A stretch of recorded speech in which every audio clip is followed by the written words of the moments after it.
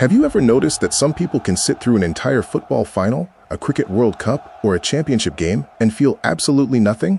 No excitement, no loyalty, no urge to check the score. While millions of people celebrate victories or mourn defeats, these individuals simply move on with their day as if nothing happened. At first glance, that might seem strange, but psychology suggests something fascinating. People who don't obsess over sports aren't necessarily less passionate. Their brains are often wired to seek stimulation in completely different ways. One reason comes down to something psychologists call reward sensitivity. Every brain has its own unique reward system. For sports fans, competition, uncertainty, and rivalry create powerful emotional rewards. Every goal, every comeback, every upset triggers a surge of excitement. But for some people, those same events don't activate the reward system nearly as strongly. It's not that they're choosing not to care. Their brain simply doesn't interpret sports as something especially meaningful or stimulating. Another reason involves identity. Many people connect with sports because it gives them a sense of belonging. Supporting a team creates an emotional tribe, a shared story, an us versus them mentality. Psychologists call this social identity. It helps people feel connected to something larger than themselves. But not everyone builds identity through groups. Some people build it through ideas, through creativity, through learning, through personal goals and individual pursuits. For them, emotional attachment to a team may feel unnecessary because their sense of belonging comes from somewhere else entirely. Then there's childhood. Many lifelong sports fans didn't consciously decide to love sports. They grew up surrounded by it. Family traditions, weekend matches, conversations at home. Over time, the brain linked sports with excitement, bonding, and positive memories. But when those experiences are absent, that emotional connection often never develops.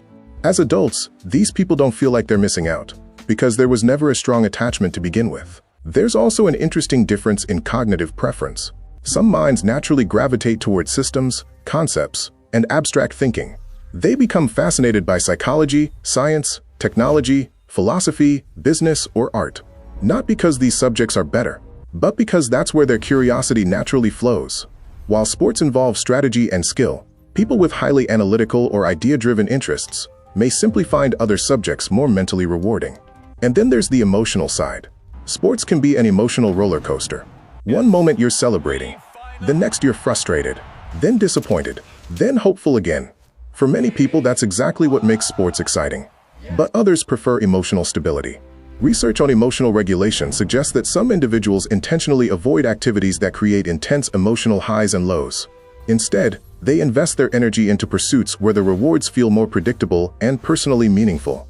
Perhaps the most surprising explanation is independence. Sports are one of the most universally shared interests on Earth, and psychology shows that people who are less influenced by social expectations are often more willing to ignore popular trends. Not because they're trying to be different, but because they genuinely follow their own interests rather than what's widely accepted. And that's the key point. Not caring about sports doesn't mean someone lacks passion. It doesn't mean they're boring. And it certainly doesn't mean they're disconnected. Their passion simply exists somewhere else. Maybe it's music. Maybe it's technology. Maybe it's business. Maybe it's psychology itself. In the end, human beings are driven by different reward systems, different experiences, and different ways of finding meaning. Sports are just one path, not the destination. And understanding that reveals something important about human nature. People aren't defined by what excites everyone else. They're defined by what genuinely excites them. If you enjoyed this exploration into human psychology, subscribe for more insights into the hidden patterns behind human behavior.